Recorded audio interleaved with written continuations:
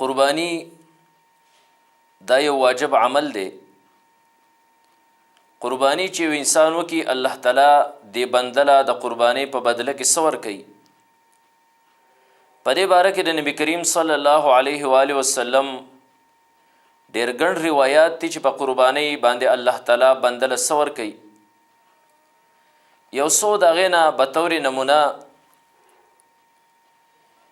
ابن ماجه او ترمذی کی روایت ته نبی علیہ الصلوۃ والسلام نے حضرت عائشہ صدیقہ رضی اللہ تعالی عنہا را نقل کی ان رسول اللہ صلی اللہ علیہ وآلہ وسلم قال نبی علیہ الصلوۃ والسلام فرمائل ما عمل آدمی من عمل یوم النهر احب الى الله من احراق الدم چې د یوم النهر پورز یعنی د قربانی پورز باندې د بندا ایس یو عمل الله ته دومره محبوب نه لکه څومره محبوب چې الله تعالی ته د دې انسان نه وینه تویولي. د وینه تویولو مطلب دا دی چې د قربانی د ساوري ذبح کول. او بیا نبی کریم صلی الله علیه و آله وسلم فرمایل وانه لیاتی یوم القیامة فی فرشه بقرونها واشعارها وازلافها.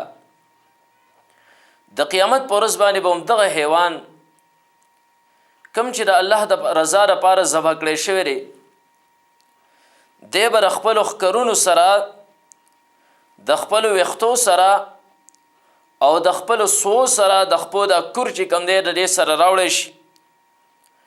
او مخکې نبی علیه الصلاۃ والسلام فرمیل یعنی دا چې کله د دې سره راوړی شي د دې انسان د نیکو په ترازو کې او تله کې به دا ایښودی کېږي لکه انشاءالله بل روایت کې به راشي.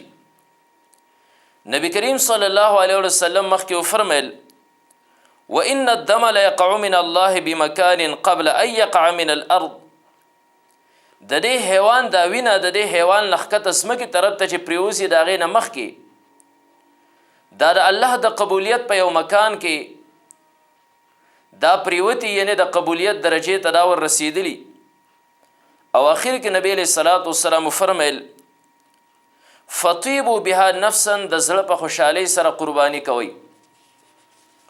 نو دا یو څو فضایل نبی علیہ الصلوۃ والسلام په دې روایت کې بیان کړل چې قربانی کوونکي له الله په قربانی باندې څه ورکوي. یو روایت کې د نبی علیہ الصلوۃ والسلام نه صحابه تپوسو کې امام حاکم رحمت الله علیه هغه روایت راوړی دی قال اصحاب رسول الله صلی الله علیه و آله وسلم د نبی علیہ الصلوۃ والسلام صحابه تپوسو کو یا رسول الله ما هذه الاضاحی دا الله رسوله دا قربانی څه شی دی؟ قال سنة ابیکم ابراهیم صلوات الله علیه وسلامه. نبی علیہ الصلوۃ والسلام فرمایل دا قربانی ستاسو د پلار د حضرت ابراهیم علیه السلام سنت دی. قالوا فما لنا فيها یا رسول الله. صحابه بیا تاسو کړه الله رسول مونږ له پرې قربانی باندې الله سره کوي مونږ له پرې کې سړي. قال بكل شعرة حسنه. نبی علیہ الصلوۃ والسلام فرمایل د قربانی په یو وخت باندې یو نیکی ده. وز دې روایت نه د قربانی څومره لوی فضیلت ثابت شو چې د ساوري د حیوان په یو وخت باندې الله انسان له یو نیکی ورکی. صحابه کرامو تپوسو کو ذکر د هر یو حیوان پر سرمن باندې وخت نه د بعض حیوانات په سرمن باندې وړي لکه ګډ وغیرہ. قالوا فالصوف یا رسول الله د الله رسول په دې وړي باندې الله سور کوي. قال بكل شعرة من الصوف حسنه. نبی علیہ الصلوۃ والسلام فرمایل چې په هر یو وخته درې وړي هم یو نیکی ده. د دین دا بل فضیلت ثابت شو چې د حیوان پر جسم باندې چې څومره وختري او کم یو انسان د حیوان قربانی کړي الله د رضا لپاره نو په یو وخته باندې الله یو نیکی دی انسان لور کوي. حضرت عبدالله ابن عباس رضی الله تعالی عنهما د نبی علیہ الصلوۃ والسلام د ترزوی هغه روایت را نقل کوي. امام طبرانی رحمت الله علیه روایت را نقل کړی دی. ده فرمای قال رسول الله صلی الله علیه و آله وسلم نبی علیہ الصلوۃ والسلام فرمایل فی یوم اضحى د قربانی په ورځ کې ما عمل آدمی فی هذا اليوم افضل من دم یحراق، چې د بنده بهترین عمل درې قربانۍ په ورځ باندې هغه دا دی چې دا بنده وینه توی کړي. د وینه تویولو نه مطلب دا دی چې د قرباني وکړي. د دې نه یو بله مسله زمونږ او ستاسو ذهن ته راله، هغه دا چې بعضې خلک اعتراض کوي چې دا قرباني یو انسان کوي نو دا قرباني خو په کروړاو کرباو پیسې دا د وینې په شکل کې بیول دي او دغه شانتې معیشت له نوې نقصان ورکول دي. که د دې پسې باندې یو بنده دا پیسې را جمع کړي او یو غریب له ورکړي، د یو غریب جسم په هغې باندې پټ شي، د یو غریب خېټه په هغې باندې مړه شي، نو دا به د دې نه بهتري. نو دلته د روایت نه پته ولګېده چې د قربانۍ شکل احراق الدم دی، یعنی وینه تویول دي. ځکه هر یو عبادت دپاره یو خپل خپل شکل وي. د مونځ یو خپل شکل دی، د حج یو خپل شکل دی، دغه شانتې د روژې یو خپل شکل دی، د قربانۍ شکل احراق الدم دی.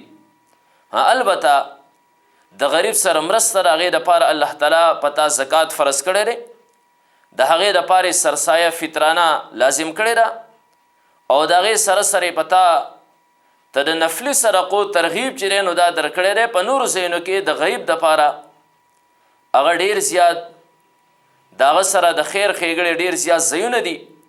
نو د قربانۍ مقصد احراق الدم دی. د دې روایتو نه پته ولګېده د دې خپل شکل دی. که یو انسان دا پیسې صدقه کړي د قرباني، هغه د ده نه ساقطېږي. نو نبی علیه الصلاة والسلام فرمیل چې بهترین عمل پر ورځ باندې هغه احراق الدم دی. ها الا ان یکون رحما توصل، ها مگر که چرته صلې رحمي او وپاللی شي نو هغه بیا بهتر ده. د یو انسان د بل انسان سره نالګي ده او د اختر په ورځ باندې ورشي د یو بل سره هغه صلې رحمي وپالي نو دا ډېره زیاته بهتر ده.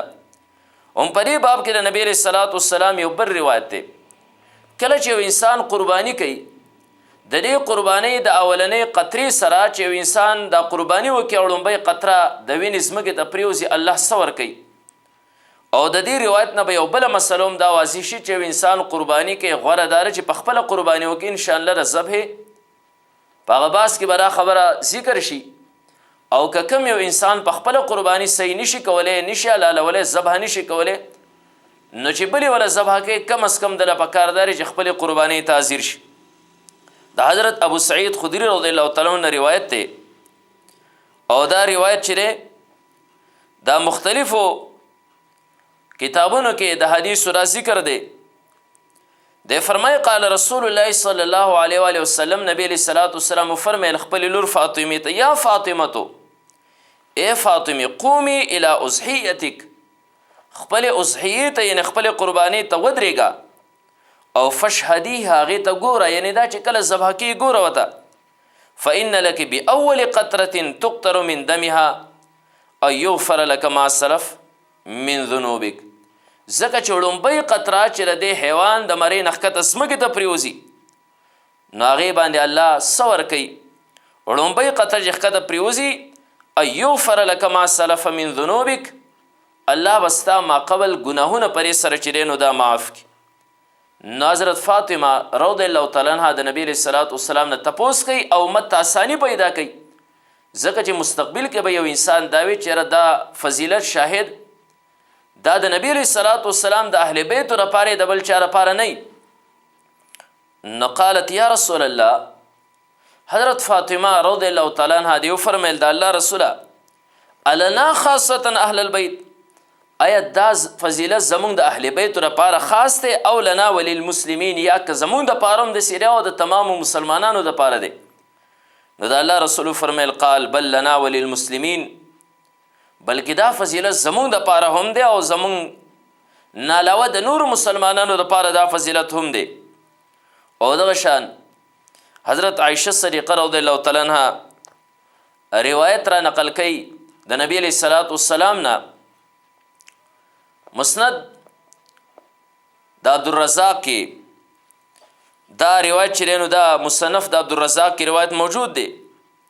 عن عائشة رضی الله تعالی عنها ان رسول الله صلی الله علیه وسلم قال، نبی علیہ الصلوۃ والسلام فرمیل ضحوا، قربانی کوي وطیبوا بها انفسکم او خپل نفسونه پرې قربانۍ سره دا صفا کوئ. فإن له ليس من مسلم يوجه ضحيته الى القبله، ځکه کم یو مسلمان چې خپل اضحیه خپل قرباني قبلې طرف ته کی، یعنی د هغې مخ قبلې طرف ته وګرځي دپاره د ذبح کولو، نه الا کان دمها وفرثها وصوفها حسنات محضرات فی میزانه یوم القیامه، مگر د دغه حیوان وینا، د دغه حیوان چې کم غشان دي او د دغه حیوان وړی، دا به د قیامت په ورځ باندې د نیکو په شکل کې د دغه بنده او د دغه انسان د قرباني کوونکي هغه میزان او تلې ته چیرې نو حاضر شي. یو روایت کړي الله به دغه حیوان او یا چند غټ کې او به د مسلمان چې چا قرباني کړې ده د په میزان کې یعنې په تله کې به دا کېښودی شي. په دې وجه باندې نور روایت تی بلا د نبی علیه الصلاة والسلام دا یو موټی به طور نمونه څه فضایل چې نو دا بیان شول چې قرباني دا څه شی دی، قربانۍ باندې رب کریم څه ورکوي. الله تعالی دې په شمول د قربانۍ موږ له د هر قسم نیکو اعمالو توفیق راکړي. وآخر دعوانا ان الحمد لله رب العالمین.